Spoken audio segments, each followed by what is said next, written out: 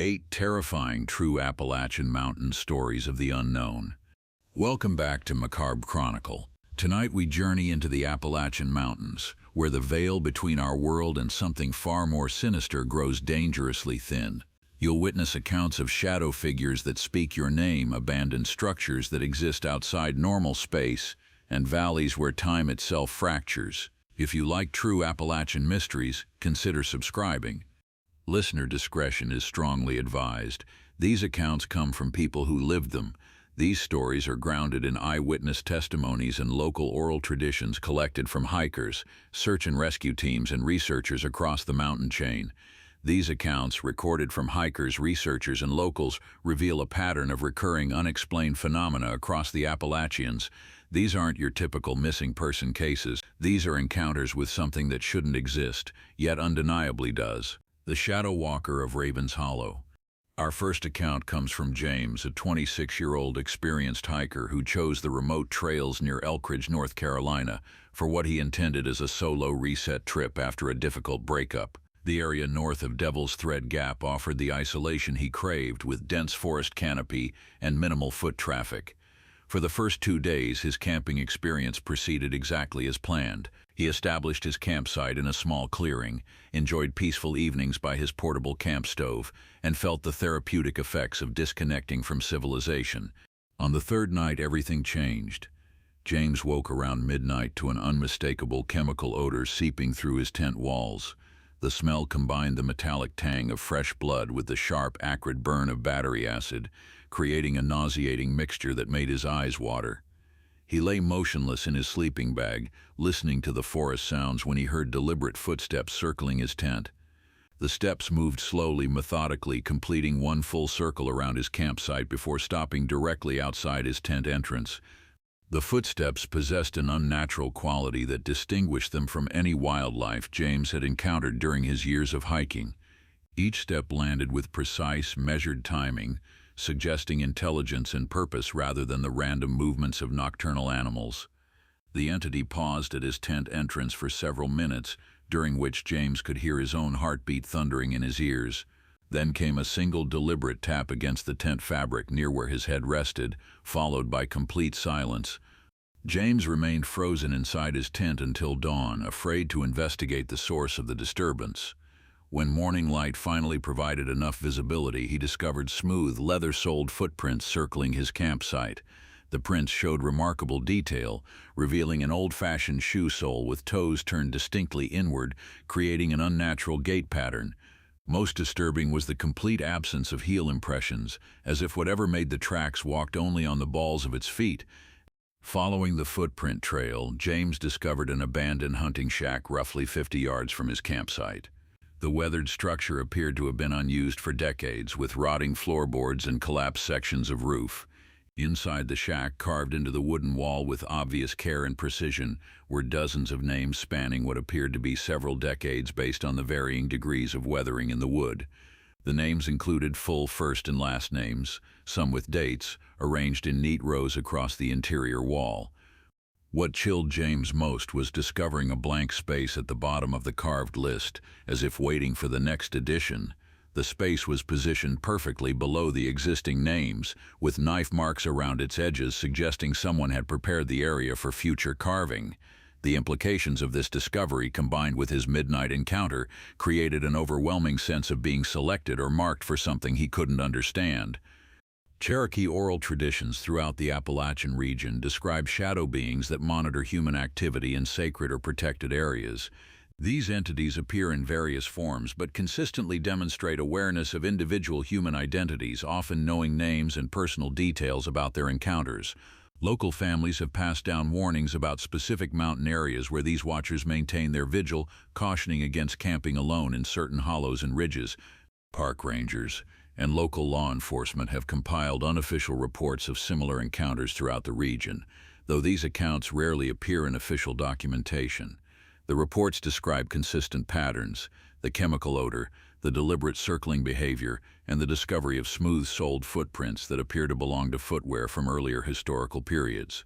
Multiple witnesses have reported finding carved names in abandoned structures following their encounters, suggesting a long-term pattern of documentation by unknown entities.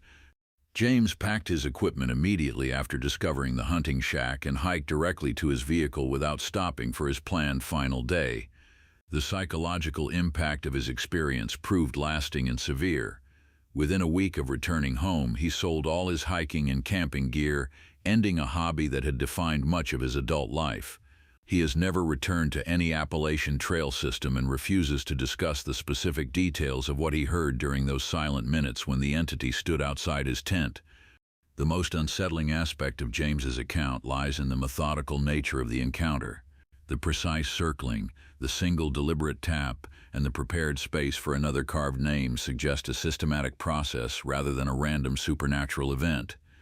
This implies intelligence, purpose, and most disturbingly, the continuation of activities that have apparently been occurring for decades in these remote mountain areas. Historical records from the region document missing hikers and campers dating back to the 1800s, with many disappearances occurring in the same general area where James encountered his midnight visitor. Local search and rescue teams acknowledge certain locations where solo hikers simply vanish without leaving any trace, despite extensive search efforts and favorable weather conditions. James's experience represents just one documented encounter in a region where the boundary between the natural and supernatural appears dangerously thin. But his midnight visitor was not the only entity in these mountains that demonstrates intimate knowledge of human identity. Some encounters involve beings that move through impossible spaces and speak with voices that should not exist. The Whispering Stones of Devil's Backbone Ridge. Dr. Sarah Chen's geological survey team discovered the stone formations along Devil's Backbone Ridge during a routine mineral assessment in western North Carolina. The team had been documenting rock compositions for 3 days when they noticed something unusual about a cluster of granite monoliths arranged in a rough circle near the ridge's highest point. These stones, weathered by centuries of mountain storms, produced faint sounds that seemed to pulse with the rhythm of human breathing. The sounds occurred most frequently during early morning hours and again near sunset when the temperature differential between the stones and surrounding air was most pronounced. What distinguished these sounds from typical geological phenomena was their response to human proximity. When team members approached within 10 feet of the stone circle, the barely audible whispers became noticeably clearer, rising in volume and complexity. Dr. Chen noted that the sounds seemed to emanate from within the stones themselves rather than from wind passing over their surfaces. Each team member reported hearing slightly different variations of the sounds, as if the stones were tailoring their whispers to individual listeners.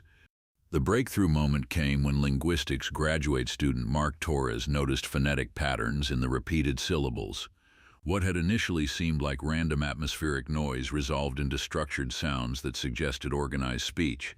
Torres spent hours recording the whispers with specialized audio equipment, later analyzing the recordings to identify consistent patterns and repeated formations. The dialect bore no resemblance to any known Native American language or European settler tongue documented in the region. The team's unease deepened when they began to recognize fragments of the whispered communications. The stones appeared to reference intimate personal history about each listener, speaking about childhood events, family secrets, and private fears that no one else could possibly know.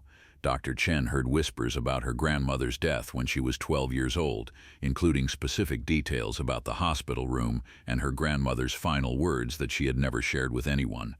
Team member Rebecca Walsh reported hearing references to a miscarriage she had suffered years earlier, described in the exact medical terminology her doctor had used. Extended exposure to the Whispering Stones produced consistent physical symptoms among all team members. After spending more than 2 hours near the formations, every person developed severe nosebleeds that lasted for hours and resisted typical treatment methods. The blood appeared darker than normal and contained unusual mineral deposits that resembled the granite composition of the stones themselves. Team members also experienced profound disorientation, with several individuals becoming lost within the familiar survey area despite having GPS equipment and clear weather conditions. The nightmares began on the second night of their survey work. Every team member reported vivid dreams featuring the stone circle, but the dreams showed the area as it had appeared decades or centuries earlier. In these dreams, the team members witnessed historical events they couldn't possibly have knowledge of, including specific conversations between people who had lived and died generations before their birth. Dr. Chen dreamed of a Cherokee ceremony conducted around the stones in the 1820s, complete with detailed ritual practices and names of participants that she later found referenced in historical documents. Local families throughout the Devil's Backbone region have maintained oral traditions about these particular stone formations for over 2 centuries. 3 generations of the Calloway family, whose property borders the ridge, refer to the site as the place where the dead still speak. The family maintains that their ancestors learned to avoid the stones after dark, when the whispers grow loud enough to be heard from considerable distances. Elizabeth Calloway described how her great-grandfather warned that anyone who listened too closely to the stones would begin hearing voices of deceased relatives, leading to madness or worse. The team's research uncovered disturbing connections between the whispering phenomena and historical disappearances in the area. County records from the 1800s document 17 missing persons cases within a 5-mile radius of Devil's Backbone Ridge. Each disappearance occurred during the same seasonal periods when the stone whispers are most active. More troubling, several of these missing persons had been heard talking to themselves near the stone formations in the days before their disappearances, according to witness statements preserved in courthouse archives. Multiple witnesses across different decades have reported hearing the stones speak in the voices of deceased family members. Local resident Thomas Mitchell described sitting near the formations in 1987 and hearing his dead father's voice calling his name from within the granite structures. The voice provided information about family financial troubles that his father could only have known before his death, yet the problems had developed months after the funeral. Similar accounts exist from the 1990s and early 2000s, all describing conversations with deceased relatives who demonstrated knowledge of current events despite their deaths. This phenomenon extends beyond Devil's Backbone Ridge to similar stone circles throughout the Appalachian Range. Comparable reports exist from sites in Virginia's Shenandoah Valley, Tennessee's Cumberland Mountains, and Pennsylvania's Allegheny region. Each location features ancient stone formations that produce unexplained sounds, demonstrate awareness of human presence, and seem to possess knowledge about visitors' personal histories. The consistency of these reports across hundreds of miles suggests a broader pattern of activity throughout the mountain chain. The most unsettling discovery emerged when team members compared the stone's whispers to subsequent events in their lives. Dr. Chen's recordings contained references to a promotion she would receive 6 months later, described with specific details about salary increases and new responsibilities that proved completely accurate. Mark Torres heard whispers about meeting his future wife, including her name and profession, weeks before their actual encounter. Rebecca Walsh's recordings mentioned a family illness that wouldn't manifest for another year, yet the whispers described the exact diagnosis and treatment timeline that later occurred.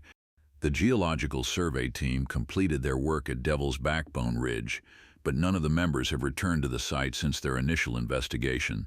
Dr. Chen maintains detailed personal records of their experiences, including audio recordings that continue to reveal new information each time she reviews them.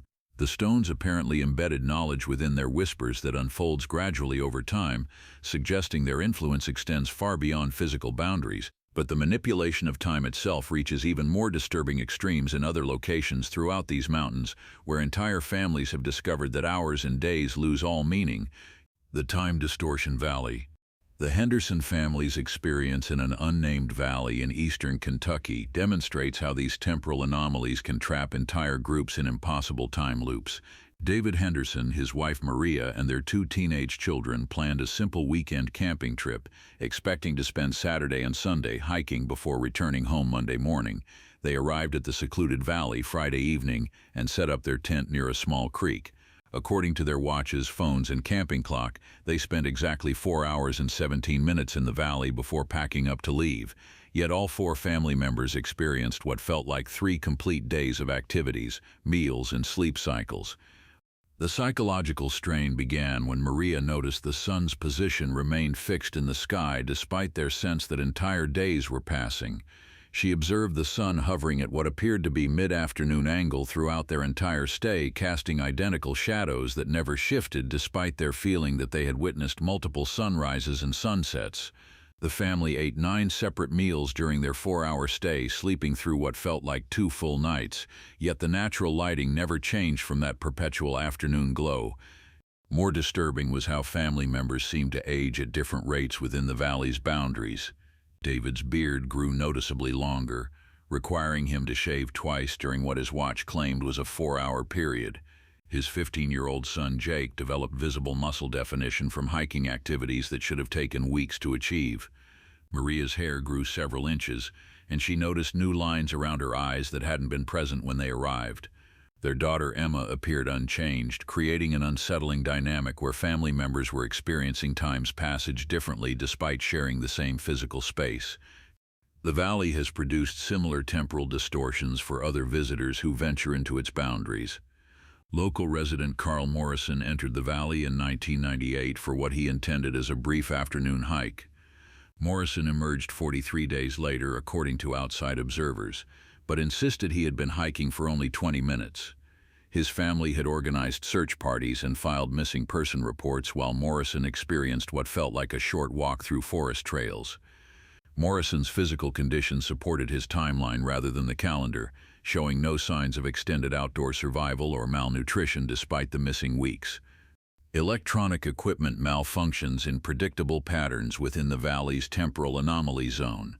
Digital clocks run backward at varying speeds, with some devices losing hours while others gain time rapidly.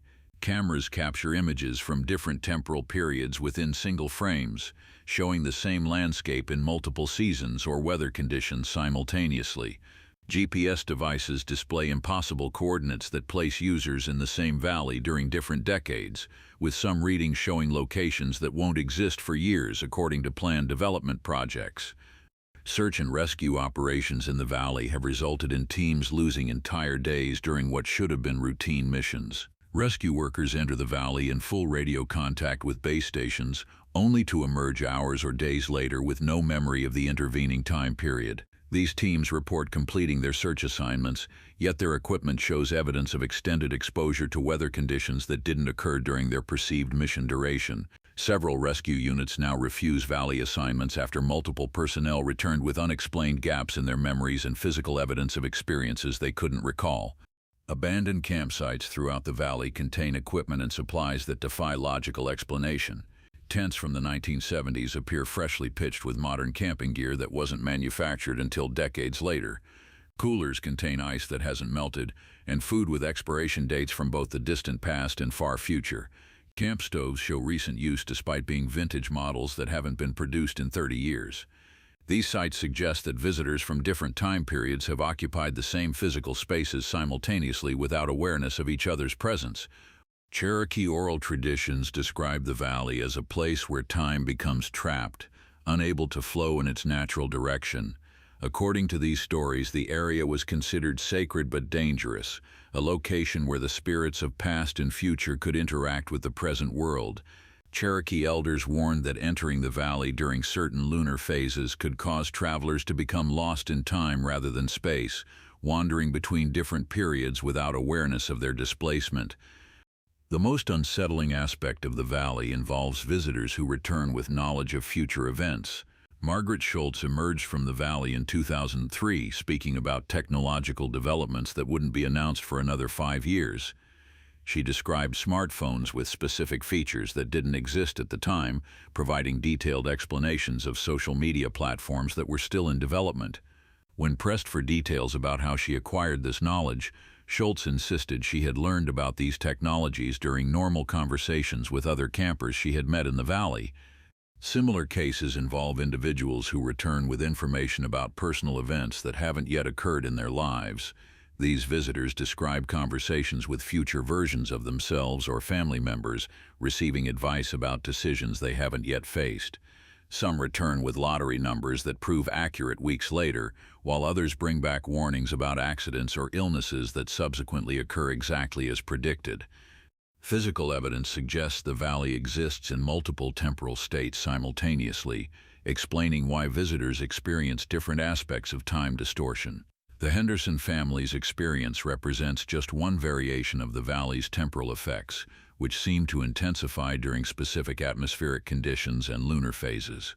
But the mountains hold even more intimate forms of psychological manipulation, particularly when darkness provides perfect cover for entities that know exactly which voices will compel you to abandon all rational thought.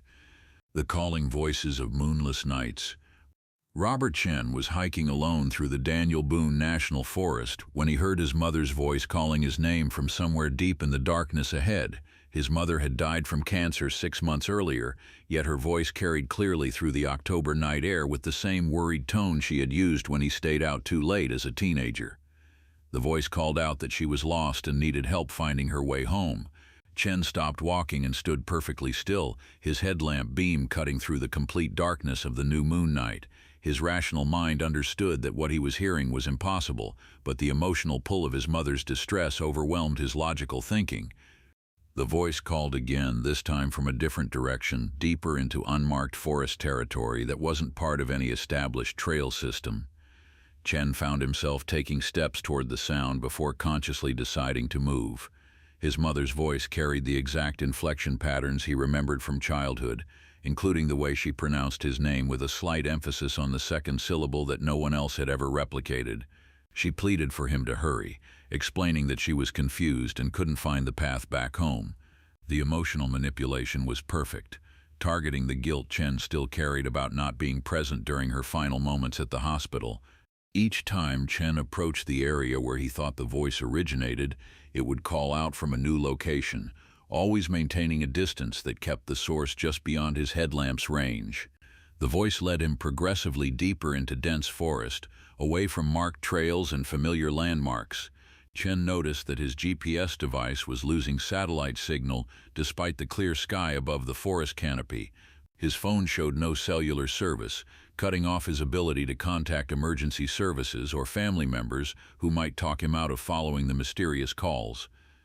These encounters with calling voices occur exclusively during new moon phases when natural darkness reaches its most complete state. Local search and rescue coordinator Janet Morrison has documented 17 cases over the past decade of hikers reporting deceased family members calling for help during moonless nights. Morrison noted that these incidents cluster around specific calendar periods when lunar darkness coincides with seasonal atmospheric conditions that create perfect acoustics for sound transmission through forest valleys. Witnesses who experience these voice encounters report identical physical sensations that begin the moment they hear familiar voices calling from the darkness.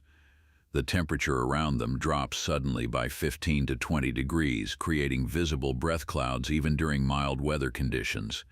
Chen described feeling as though multiple unseen entities were watching him from positions all around the forest, creating a sensation of being surrounded despite the apparent isolation of the wilderness setting. His skin felt electrically charged, with arm hair standing up as if he were near a powerful electrical field. The voices demonstrate impossible knowledge about personal family histories and private conversations that only deceased relatives could possess. Chen's mother's voice referenced arguments they had experienced years before her illness, repeating exact phrases from fights they had never resolved. She mentioned his childhood fear of thunderstorms and sang fragments of lullabies she had used to comfort him during scary nights when he was 8 years old. The voice knew about his recent job promotion and mentioned his girlfriend Sarah by name, despite his mother never having met Sarah before her death. Search teams working these missing person cases have discovered disturbing physical evidence along the routes where voices lead hikers into unmarked territory.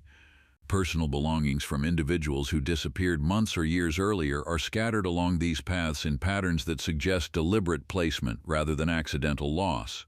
Teams have found jewelry, watches, wallets, and identification cards from missing persons arranged at regular intervals as if marking waypoints along a planned route. These items show no signs of weather exposure despite being outdoors for extended periods. The Morrison family lost their 26-year-old son Danny to these calling voices in 1994. Danny had been camping alone near Cumberland Falls when other campers heard him talking loudly to someone in the forest around midnight. Witnesses reported hearing Danny's side of a conversation where he repeatedly said his grandmother's name and asked her to wait for him to catch up. Search teams found Danny's campsite abandoned with his gear left behind, but they never located Danny himself despite extensive search efforts covering hundreds of square miles. Similar family tragedies have occurred throughout the Appalachian region, with the Patterson family losing a daughter in Virginia's Shenandoah Valley and the Rodriguez family losing their father in Tennessee's Great Smoky Mountains. Each case involved the victim being heard talking to deceased family members during new moon nights before disappearing completely. The consistency of these disappearances across different states suggests a regional phenomenon rather than isolated incidents. Appalachian oral traditions describe these entities as spirits that mimic the voices of loved ones to lure victims during moonless nights. According to these stories, certain spirits become trapped in mountain valleys after death, unable to move on to whatever comes next. These trapped souls grow desperate for human contact and learn to mimic the voices of deceased family members to trick living relatives into joining them in their eternal isolation. The traditions warn that these spirits are most active during the darkest nights when their deceptions are hardest to detect. The most troubling aspect of these encounters involves hikers who follow the voices but survive to tell their stories. These survivors are typically found days later by search teams, often miles from where they were last seen, with no memory of how they traveled such distances or what occurred during their missing time. Medical examinations reveal that these individuals show signs of severe dehydration and malnutrition consistent with days of outdoor survival, yet they insist they were only lost for a few hours. Chen managed to resist following his mother's voice deeper into the forest, but only after recognizing that the calls were leading him in circles through increasingly difficult terrain. He retraced his steps using landmarks he had mentally noted during his initial pursuit, eventually finding his way back to the marked trail system. The voice continued calling throughout his retreat, growing more desperate and angry as he moved away from the unmarked territory where it seemed most powerful. These mountain encounters demonstrate how supernatural entities exploit human emotional vulnerabilities to achieve their unknown purposes. But the manipulation extends beyond forest trails into abandoned structures where the boundary between past and present dissolves completely, creating spaces where impossible activities continue decades after they should have ended. The abandoned hospital's midnight patients. The urban exploration team, known as Silent Shadows, entered the abandoned Riverside Psychiatric Hospital in rural West Virginia, expecting to document typical decay and vandalism that plague most derelict buildings. Team members Jake Morrison, Lisa Chen, and Marcus Rodriguez had explored dozens of abandoned medical facilities throughout the Appalachian region, but Riverside immediately presented unusual conditions that set it apart from other sites. The building had been closed since 1973 following a state investigation into patient treatment practices under Dr. Harrison Blackwood, yet several areas showed clear evidence of recent medical activity that couldn't be explained by casual trespassers or homeless occupation. The first-floor surgical suite contained IV bags hanging from modern stands, with a saline solution still warm to the touch despite the building lacking electrical power for over 4 decades. Surgical instruments lay arranged on metal trays with fresh sterilization marks and no signs of rust or corrosion typical in abandoned medical facilities.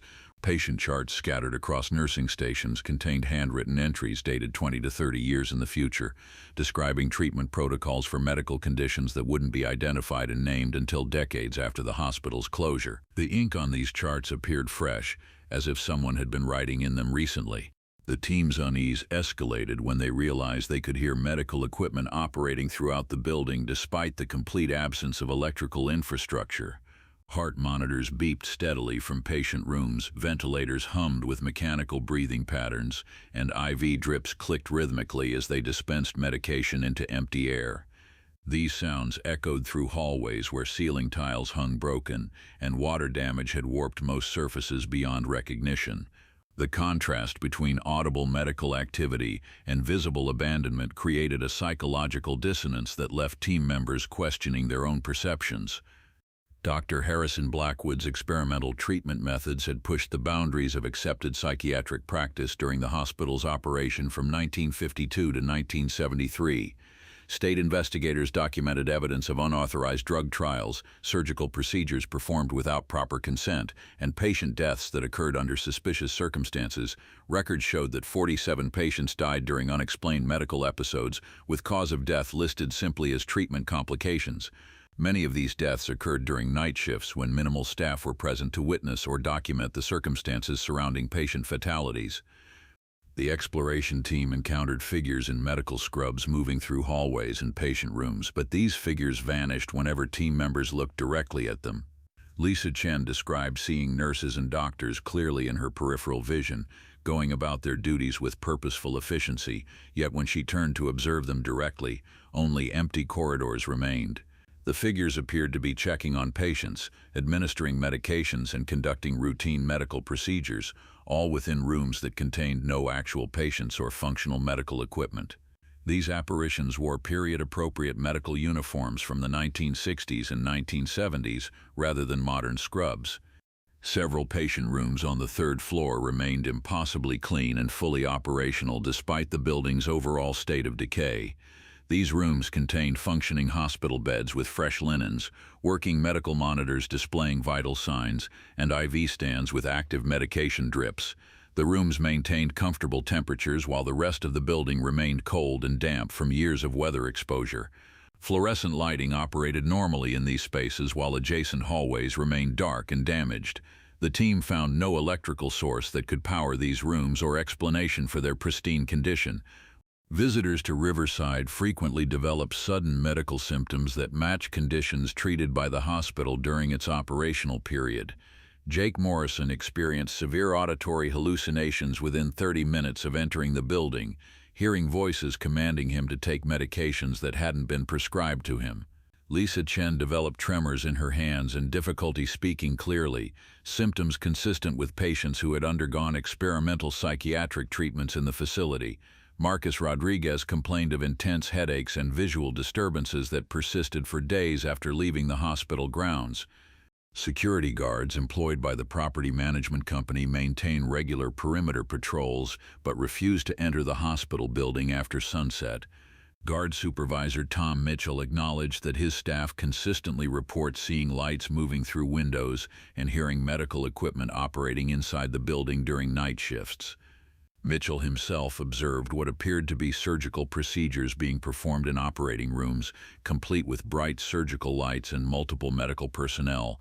Yet when police responded to investigate these reports, they found only empty, dark rooms with no evidence of recent activity.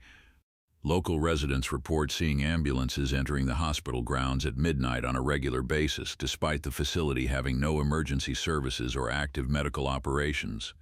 These ambulances arrive without sirens or emergency lights activated, suggesting routine rather than emergency transport. Witnesses describe seeing patients being wheeled into the building on gurneys, accompanied by medical personnel in period-appropriate uniforms. Emergency services dispatch centers have no record of calls or vehicle deployments to Riverside Hospital during these sightings. The most disturbing discovery involves team members who explore the hospital and later find evidence of medical procedures they don't remember receiving. Marcus Rodriguez reported discovering fresh surgical scars on his abdomen 3 days after visiting Riverside, with professional suturing that showed no signs of infection or improper healing. The surgical site appeared to be several weeks old despite his certainty that no procedure had been performed. Lisa Chen found injection sites on her arms that she couldn't account for, along with small bandages that she didn't remember applying. Jake Morrison returned from Riverside with a medical identification bracelet attached to his wrist that he couldn't remember putting on. The bracelet contained patient information matching his personal details but listed medical conditions he didn't have and medications he wasn't taking. The bracelet appeared to be made from materials and manufacturing processes that weren't available when the hospital was operational, yet it showed signs of extended wear as if he had been wearing it for months. Who or what would keep running a ward for phantom patients? The answer may lie with families throughout these mountains who have maintained knowledge that most outsiders dismiss as mere superstition. The protective rituals that still work. These traditional practices have been passed down through generations of mountain families who understand survival in regions where conventional protection fails. Dr. Amanda Foster began her anthropological research in eastern Kentucky, expecting to document quaint folk traditions that survived from earlier centuries. Instead, she discovered that certain mountain families perform elaborate monthly rituals involving precise arrangements of salt, iron nails, and spoken prayers that follow patterns unchanged for over 200 years. The Whitman family of Harlan County demonstrated their ritual during the new moon of each month, creating geometric salt patterns around their property perimeter while placing iron railroad spikes at specific compass points.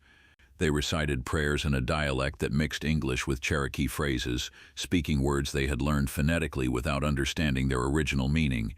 Foster's academic interest shifted to genuine concern when she researched families who had abandoned these practices within the past generation. The Morrison family stopped performing their monthly rituals in 1998 after the grandmother who maintained the tradition passed away. Within 6 months, the family experienced a series of unexplained tragedies that devastated their lives. Their teenage son died in a car accident on a straight road in perfect weather conditions. Their dairy cattle began dying from an unknown illness that veterinarians couldn't diagnose or treat. Equipment failures plagued their farm operations, with machinery breaking down in ways that defied mechanical logic and repair attempts. What distinguished these ritual practices from typical folk superstitions was the strong local correlation Foster documented between ritual maintenance and absence of supernatural encounters. She recorded dozens of families whose properties remained completely untouched by the supernatural phenomena that plagued neighboring areas throughout the Appalachian region. While nearby residents reported encounters with shadow figures, unexplained voices, and temporal distortions, families who maintained their protective rituals reported no such disturbances. Their livestock remained healthy, their equipment functioned normally, and family members reported peaceful sleep without the nightmares that affected other mountain communities. The oral histories preserved by these families contain detailed accounts of encounters with entities that demonstrate respect for specific boundaries and protective measures. The Henderson family maintained stories passed down from their great-great-grandmother about creatures that approached their property line but refused to cross areas where salt had been properly distributed according to traditional patterns. These entities would pace along the boundaries, testing the protective barriers, but never violated the sacred spaces created by iron placement and prayer recitation. Family elders described how these creatures would howl in frustration before retreating deeper into the forest when they encountered properly maintained spiritual defenses. Physical evidence supports the correlation between ritual maintenance and reduced supernatural activity in ways that challenge conventional understanding. Properties where families maintain their ritual practices show clear boundary lines where supernatural activity appears to stop abruptly. Foster documented cases where shadow figures visible on neighboring properties become completely absent once they approach the ritual boundaries. Unexplained lights that appear regularly in surrounding forest areas fade out when they near homes protected by traditional practices. Even natural phenomena seem affected, with dangerous weather patterns consistently diverting around properties where families perform their monthly ceremonies. The correlation between ritual abandonment and family disappearances presents the most disturbing evidence for these practices' local importance.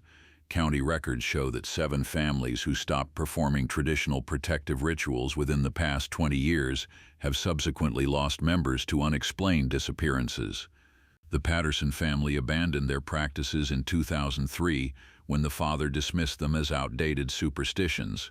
Their 14-year-old daughter vanished during a school trip to nearby state parks, despite being surrounded by teachers and classmates when she was last seen. Search efforts covering thousands of acres found no trace of the girl or explanation for her disappearance. Foster and other researchers who learned and implemented basic protective measures reported reduced supernatural encounters during their mountain visits. Foster herself adopted the basic protective measures after witnessing their correlation with family safety, carrying iron nails and salt during her fieldwork in areas known for paranormal activity. She reported that encounters which had previously frightened her during research trips stopped occurring once she began following the traditional protective protocols. Other researchers who adopted these practices described similar results during their visits, though the effectiveness appeared most consistent for families who maintained the traditions across generations. Local clergy throughout the Appalachian region have quietly incorporated elements of these ancient practices into modern religious services, recognizing their local importance while adapting them to contemporary Christian frameworks. Pastor William Rogers of the Harlan County Baptist Church includes prayers in his Sunday services that closely mirror the traditional protective recitations, though he presents them as standard Christian supplications rather than folk magic. Rogers acknowledged that his congregation experiences fewer of the supernatural disturbances that affect other mountain communities, attributing this protection to what he describes as enhanced spiritual warfare practices rooted in regional tradition. The families who maintain these protective traditions serve as guardians of knowledge, essential for survival in regions where the boundary between natural and supernatural remains dangerously thin. They preserve practical information about entities and phenomena that official institutions refuse to acknowledge or study seriously. Their rituals represent generations of trial and error experimentation with methods for protecting human communities from threats that exist outside conventional understanding of reality. These families understand that their mountains contain dangers that require active management through practices their ancestors developed through direct experience with supernatural predators. These are living traditions that locals treat as necessary safety measures rather than quaint folklore. The geometric salt patterns, iron railroad spikes placed at compass points, and prayers mixing English with Cherokee phrases represent knowledge systems developed through centuries of contact with forces that most outsiders never encounter. But the mountains hold guardians far older than human families, watchers whose vigilance extends back through millennia of forest growth and whose attention focuses on anyone who ventures too close to secrets they have protected since before recorded history began. The Watchers in the Ancient Trees.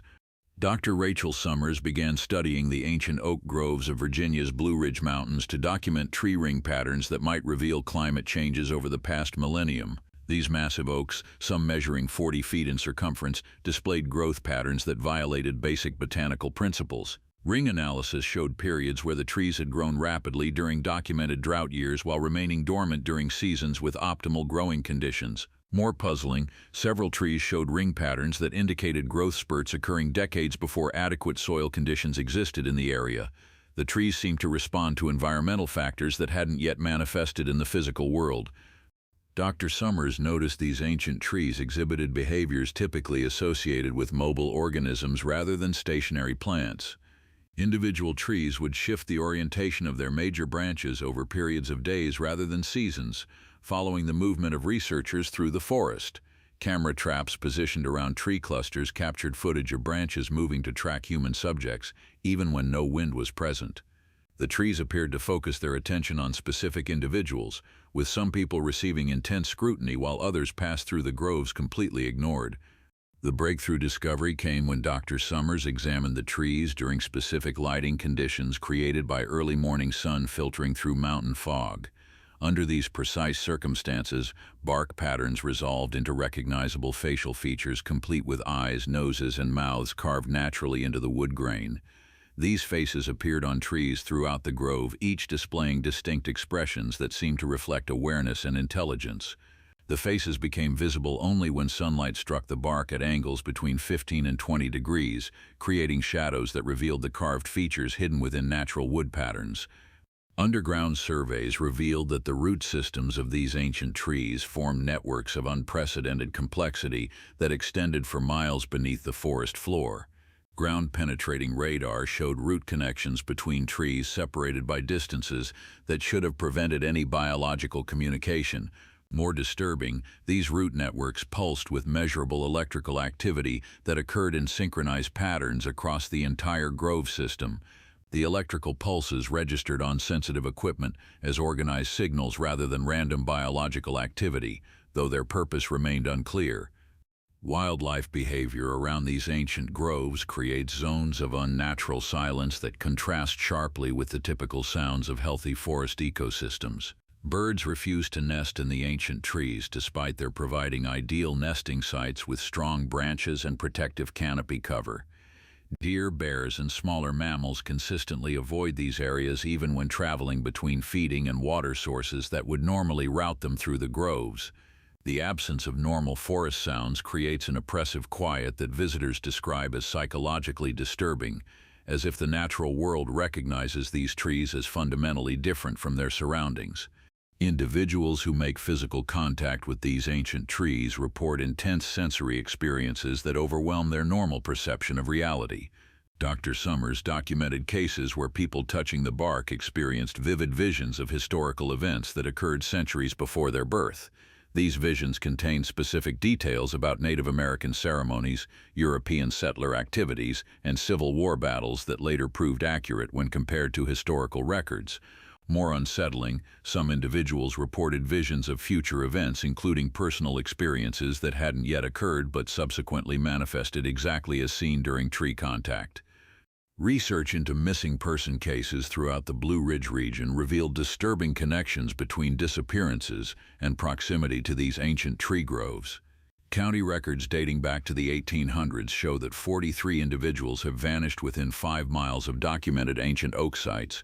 These disappearances occurred during all seasons and weather conditions, affecting experienced outdoorsmen and casual hikers equally. Search efforts in these cases consistently failed to locate any trace of the missing persons despite extensive operations covering hundreds of square miles around the grove locations. Local logging operations maintain unofficial no-cut policies around certain ancient tree sites after workers witness phenomena that challenge their understanding of plant biology. Chainsaw operator Billy Chen described cutting into what appeared to be a normal oak tree, only to have dark red liquid pour from the cut that resembled human blood rather than tree sap. The liquid tested positive for human proteins and cellular material, despite originating from solid wood tissue.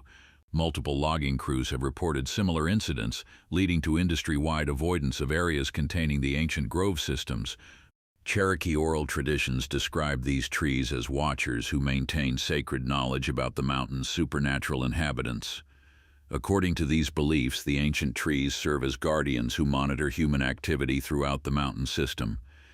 Cherokee elders warn that disrespecting these trees or attempting to harvest them will result in supernatural retaliation that extends beyond the individual to affect entire family lines. The most disturbing phenomenon involves individuals who develop permanent changes in their visual perception after spending significant time near these ancient groves. Dr. Summers documented 12 cases where people reported seeing through multiple sets of eyes simultaneously, experiencing vision from perspectives located throughout the forest rather than from their own physical position. These individuals describe awareness of activities occurring miles away, the ability to observe their own bodies from external viewpoints, and visual access to areas they have never physically visited. This enhanced perception persists indefinitely, suggesting that contact with the ancient trees creates permanent neurological changes. If trees can remember and watch, what do they know about the things that live in the hollows? The answer may lie hidden in structures that exist throughout these mountains. Buildings that appear on no maps yet shelter those who have learned to fear what walks between the trees. The impossible structures hidden in plain sight. These refuges appear throughout the mountain wilderness, offering sanctuary to those who understand what stalks the deeper hollows. The hiking group discovered the cabin during their third day on an unmarked trail through North Carolina's Pisgah National Forest. The structure appeared suddenly between two massive oak trees, as if it had materialized from the forest itself. Sarah Mitchell, the group leader, checked their topographic maps and GPS coordinates repeatedly, but found no reference to any buildings in their location. The cabin showed clear signs of recent habitation, with smoke rising from the chimney, fresh paint on the wooden shutters, and a well-maintained garden plot beside the front porch. Yet according to every official record and survey map of the area, they were standing in uninhabited wilderness that had never contained human structures. The group's unease grew when they attempted to measure the cabin's dimensions using standard hiking equipment. The exterior walls measured roughly 20 feet by 30 feet, typical proportions for a modest mountain dwelling. However, when they knocked on the door and were invited inside by a friendly elderly man, the interior space defied the external measurements completely. The cabin contained 6 large rooms connected by hallways that stretched far beyond the building's outer boundaries. Sarah counted her steps while walking from the front door to the back of the kitchen, covering nearly 80 feet within a structure that measured 30 feet from front to back when viewed from outside. The layout became more disturbing as they explored further into the impossible interior space. Rooms connected in ways that violated basic architectural principles, with doorways leading to spaces that should have overlapped with rooms they had already visited. The bathroom contained a hallway that led to what appeared to be the same kitchen they had entered from the front door, yet this kitchen was oriented in a different direction and contained different furniture arrangements. Windows in various rooms showed views of completely different forest landscapes, as if each room existed in a separate location despite being connected by common doorways and hallways. Modern amenities throughout the cabin operated perfectly despite the complete absence of electrical lines, water pipes, or any other infrastructure that would normally supply such services. Electric lights illuminated every room with steady brightness, while a refrigerator hummed quietly in the kitchen, maintaining frozen items and cold beverages. Hot water flowed from bathroom and kitchen faucets without any visible water heater or plumbing connections. A television in the living room displayed current news broadcasts and modern programming, though no cables or satellite dishes were visible anywhere on or around the property. The cabin's resident introduced himself as Thomas Garrett, claiming to have lived there for 37 years after moving to the mountains from Tennessee. Garrett appeared to be in his 70s, with detailed knowledge of local wildlife patterns and weather conditions that suggested genuine long-term residence in the area. However, when the hiking group later checked county records, property deeds, and census data, they found no documentation of Thomas Garrett ever existing as a legal resident of North Carolina or any surrounding states. Utility companies had no record of service to the cabin's location, and tax records showed the area as unimproved forest land owned by the federal government. Garrett explained that the cabin served as a refuge for people fleeing what he described as persecution by entities that most people couldn't see or understand. He mentioned other residents who lived in similar structures throughout the mountains, individuals who had sought shelter from supernatural predators that hunted them in the normal world. According to Garrett, these hidden buildings provided protection from entities that couldn't follow their prey into these dimensional refuges. He showed the group photographs of former residents who had stayed at the cabin temporarily before moving on to other safe locations deeper in the mountain wilderness. The hiking group planned to leave the cabin after spending one night as Garrett's guests, but discovered that departure wasn't entirely within their control. Two group members, Jennifer Walsh and Marcus Torres, found themselves unable to remember the route they had taken to reach the cabin. Every trail they attempted led them in circles back to the front porch, despite their using compass bearings and GPS coordinates that should have guided them away from the structure. After 3 attempts to leave, Walsh and Torres simply stopped trying, settling into daily routines around the cabin as if they had always lived there. They showed no distress about their inability to leave and seemed genuinely content with their new permanent residence. Professional survey teams sent to investigate reports of impossible architecture in the Appalachian region consistently produce contradictory measurements when they encounter these structures. The Whitmore Survey Company documented a building in eastern Tennessee that measured 40 feet square from every external angle, yet contained interior floor space totaling over 3,000 square feet, according to room-by-room measurements. When surveyors attempted to create accurate blueprints of these buildings, their instruments produced readings that were mathematically impossible, showing negative distances between walls and room dimensions that exceeded the building's total exterior measurements.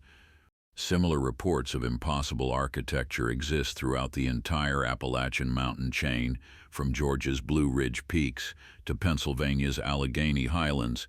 Each region contains documented cases of buildings that violate spatial laws, while providing functional living spaces for residents who exist outside normal record-keeping systems. These structures appear most frequently in areas where other supernatural phenomena have been reported, suggesting a connection between dimensional instabilities and the architectural impossibilities that characterize these hidden refuges. What would you trade to escape something you can't leave? Some visitors, like Walsh and Torres, become permanent inhabitants of these alternate spaces, unable to return to conventional reality even when they attempt to leave their impossible refuges. But these sanctuaries protect only those who seek shelter from the mountain's predators. Others who venture into these ancient peaks discover that the hunters can become the hunted, and that some entities possess patience that spans decades while they study their chosen prey. The night hunters who hunt the hunters. Who hunt the hunters? Carl Brennan had been hunting the same West Virginia ridges for 23 years when something began hunting him back. Brennan first noticed the stalking behavior during his November deer hunt in 2019, when he realized another presence was moving through the forest using the exact techniques he had perfected over decades of hunting experience. The entity stayed downwind of his position, moved only when natural sounds would mask its footsteps, and seemed to understand his preferred hunting locations better than he understood them himself. What disturbed Brennan most was how this unknown hunter anticipated his movements, always positioning itself where he planned to go rather than following where he had been. The psychological warfare began with the entity copying Brennan's own hunting methods and turning them against him with supernatural precision. When Brennan used deer calls to attract game, he heard identical calls responding from positions that surrounded him in a coordinated pattern.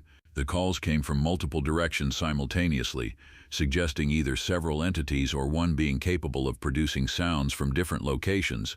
When Brennan moved to investigate these calls, he found himself walking into what felt like carefully planned ambushes, with the entity always staying just beyond visual range while maintaining perfect awareness of his position and intentions.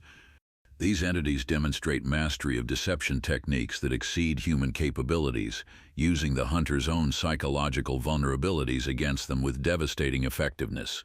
Brennan reported hearing his deceased father's voice calling his name from deep in the woods, using the same hunting signals they had developed during Brennan's childhood.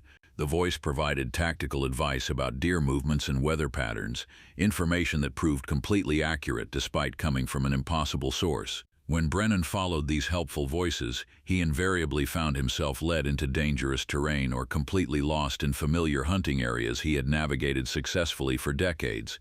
Each entity demonstrates intimate knowledge of individual hunters' personal habits, fears, and hunting strategies that extends far beyond casual observation. Brennan's stalker knew he always checked his rifle exactly 3 times before entering hunting positions, and it would produce identical checking sounds from nearby locations just as he completed his routine. The entity understood his preference for hunting during specific weather conditions and would appear most frequently during the atmospheric circumstances when Brennan felt most confident and successful. It seemed to access his childhood memories about hunting trips with his father, using specific details from private family experiences to create psychological pressure that undermined his concentration and confidence. Physical evidence left by these hunting entities defies biological classification and suggests creatures that exist partially outside normal animal categories. Brennan discovered tracks that began as human boot prints but gradually transformed into animal paw marks over the span of several steps, as if the creature was shifting between human and animal forms while walking. The tracks showed claw marks that appeared and disappeared within individual footprints, suggesting appendages that could extend and retract at will. Most disturbing, the tracks sometimes showed characteristics of multiple different animals within the same trail, including bear, deer, and large cat features mixed with human elements in combinations that couldn't exist in any known species. Hunters throughout the Appalachian region report escalating encounters that continue until they abandon their traditional hunting grounds permanently, rather than risk further confrontations with these supernatural predators. Bobby Martinez hunted the same Tennessee valleys for 15 years before his encounters with these entities became so intense that he sold all his hunting equipment and moved to urban areas where he felt safer from their influence. Martinez described how the entities began leaving mutilated animal carcasses arranged in patterns around his hunting stands, creating grotesque displays that served as warnings about continuing to hunt in their territory. The psychological pressure eventually became unbearable, forcing Martinez to choose between his lifelong hunting passion and his mental stability. Professional hunting guides throughout the Appalachian region acknowledge losing clients during encounters with these supernatural hunters, though they rarely discuss these incidents publicly due to liability concerns and the impact such stories would have on their businesses. Guide services in West Virginia, Kentucky, and Tennessee have developed informal protocols for handling situations where clients disappear under circumstances that suggest supernatural rather than natural causes. These guides recognize warning signs that indicate the presence of these hunting entities and will abort trips immediately when they detect evidence of supernatural stalking activity. Appalachian folklore describes these entities as spirits who punish hunters who approach the forest without proper respect for the natural world and its inhabitants. According to these traditions, certain supernatural beings serve as guardians of animal populations, intervening when human hunting activities threaten ecological balance or violate spiritual protocols that govern the relationship between hunters and prey. These guardian spirits are said to test human hunters to determine whether they possess the wisdom and respect necessary to take animal lives responsibly, eliminating those who hunt purely for sport or personal gratification rather than sustenance and survival. Some survivors of extended encounters with these entities later reported developing intrusive predatory urges that extended beyond their original hunting targets, according to witness accounts documented in the background research. These anecdotal reports describe experiencing unusual compulsions to track and stalk other humans, feeling drawn to use their hunting skills against people rather than animals. The accounts suggest that contact with these entities may create lasting psychological changes, though these claims remain unverified personal testimonies rather than documented medical findings. The practical impact of these encounters has led to measurable changes in hunting patterns throughout the region. Local guides now sometimes refuse bookings for certain valleys, particularly during new moon periods when supernatural activity appears most intense. Multiple hunting outfitters have removed specific areas from their available territories after repeated client disappearances or encounters that left customers psychologically traumatized. The economic consequences extend beyond individual businesses, as entire hunting seasons in affected areas have seen dramatic decreases in participation rates when word spreads about supernatural encounters. These scattered incidents across hundreds of miles of mountain wilderness might seem random, but researchers have begun to identify patterns that suggest something far more systematic is occurring throughout the entire Appalachian Range. The Convergence Point where all stories meet. Dr. Patricia Williams spent 2 years mapping supernatural encounter reports throughout the Appalachian Mountain system before discovering a pattern that challenged her understanding of geographic distribution. Williams, a cartographer specializing in anomaly mapping for the National Park Service, plotted over 300 documented cases of unexplained phenomena across 7 states. Her analysis revealed that every single encounter, regardless of its specific nature or location, occurred within a 40-mile radius of coordinates that couldn't be accurately mapped using standard surveying techniques. Traditional GPS systems provided different readings each time they attempted to locate this central point, while satellite imagery showed only dense forest canopy that obscured ground-level details. The coordinates themselves defied conventional mapping protocols, displaying measurement inconsistencies that suggested the location existed in multiple spatial positions simultaneously. Williams discovered that surveying equipment registered different elevations, latitudes and longitudes depending on the atmospheric conditions and time of day when measurements were taken. During morning hours, instruments indicated the Convergence Point was located in a valley between 2 ridges. Afternoon readings placed the same coordinates on a mountain peak 3 miles away. Evening measurements suggested the location existed underground at impossible depths that would place it below sea level despite being in mountainous terrain. This dimensional instability offers a plausible working model for why encounters throughout the Appalachian region vary so dramatically in their specific characteristics while sharing common elements of supernatural activity. The Convergence Point appears to serve as a nexus where barriers between different layers of reality become permeable, allowing entities and phenomena from alternate dimensions to interact with our physical world. Shadow walkers, time distortions, calling voices, and impossible structures all seem to originate from this single location where the fundamental laws governing space and time break down under conditions that modern science cannot adequately explain or predict. Williams and other geologists noted that underground mineral deposits containing high concentrations of quartz and magnetite correlate with the electromagnetic anomalies observed around the convergence zone. These electromagnetic fields appear to intensify during certain lunar phases and atmospheric pressure changes, which may explain why supernatural encounters occur more frequently during specific weather conditions and seasonal periods throughout the mountain region. While the exact mechanism remains unclear, the correlation between geological composition and dimensional instabilities provides a framework for understanding the concentrated supernatural activity in this area. Indigenous peoples throughout the Appalachian region developed sophisticated spiritual protocols for managing the dangers posed by this dimensional convergence point centuries before European settlement. Cherokee, Creek, and Shawnee tribal leaders established elaborate systems of protective rituals, sacred boundaries, and seasonal restrictions documented in historical records. These protocols included specific routes for safe travel through the mountains, times of year when certain areas should be avoided completely, and ceremonial practices that maintained spiritual barriers between human communities and the entities that emerged from the convergence zone. Modern human encroachment on the convergence area, has dramatically increased the frequency and intensity of supernatural encounters as development projects and recreational activities violate boundaries that Indigenous peoples maintain through careful cultural practices. Road construction, mining operations, and recreational trail systems have brought increasing numbers of unprepared individuals into direct contact with dimensional instabilities that were previously contained through traditional protective measures. The correlation between supernatural encounter rates and human population density around the Convergence Point suggests that our presence somehow amplifies the dimensional disruptions that allow supernatural entities to manifest in our reality.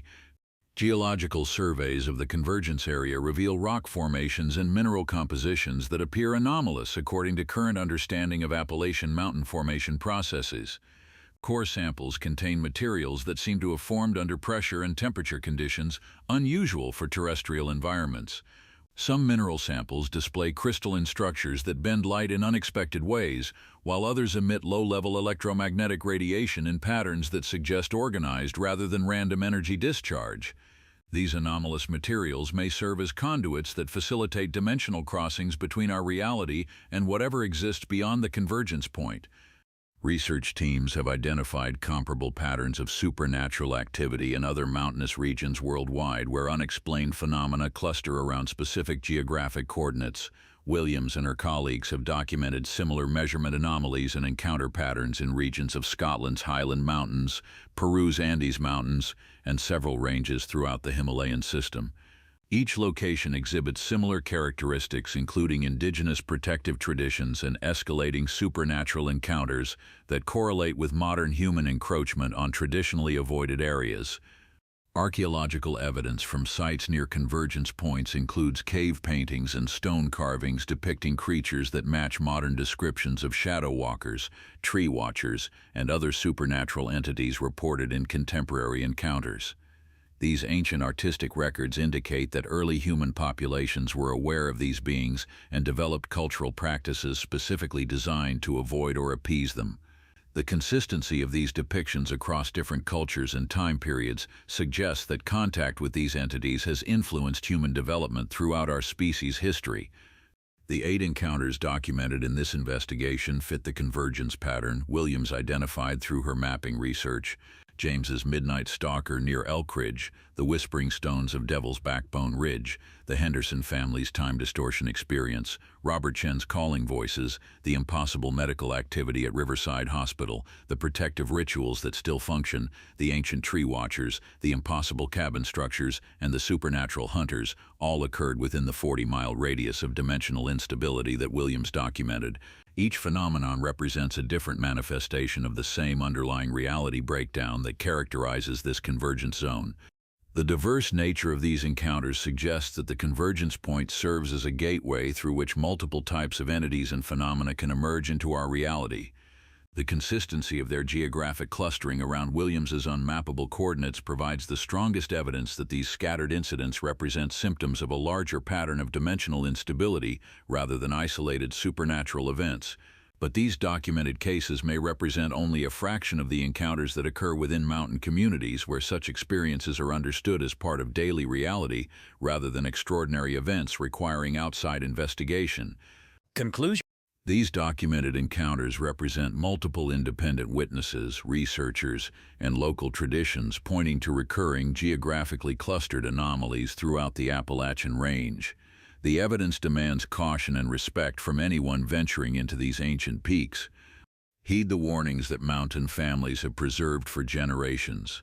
Follow their protective rituals and seasonal restrictions. Their ancestors learned through direct experience which boundaries must never be crossed, and when certain areas become too dangerous for human presence. If you've had your own Appalachian experiences or questions about these accounts, share them in the comments. If you appreciated this research-based approach to documented phenomena, consider liking and sharing this episode. These are the cases that reached investigators, preserved in local memory. Others remain quietly guarded in family histories for good reason. In places where people still know how to draw the salt and drive in the nail, the line between worlds grows thinner each year.